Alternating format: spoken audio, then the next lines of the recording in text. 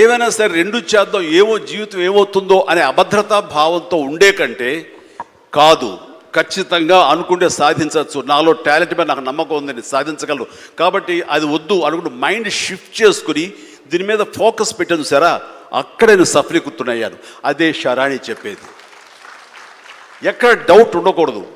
ఆ ప్రొఫెషన్ నీకు ఇష్టమైన దాని ప్రొఫెషన్ అయ్యి ఉండాలి, దాని మీద నువ్వు ఇంట్రెస్ట్ పెంచుకోవాలి, అది సాధించడానికి కష్టపడి పనిచేయాలి, ఒళ్ళొంచి పని చేయాలి, అది కూడా స్మార్ట్గా పనిచేయాలి.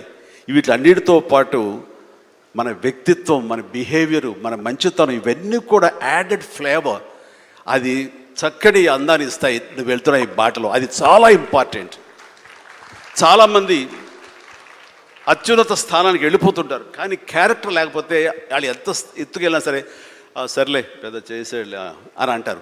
అది ఎంత లేదన్నా సరే ఆ క్యారెక్టర్ కూడా నీకు లేని అందాన్ని తీసుకొస్తుంది, నీ కష్టానికి మరింత అందం ద్విగుణీకృతం అవుతుంది, నీ ఫలితం కూడా అంత బాగా ఉంటుంది. కాబట్టి మైండ్ సెట్కి షిఫ్ట్ అనేది చాలా చాలా అవసరం.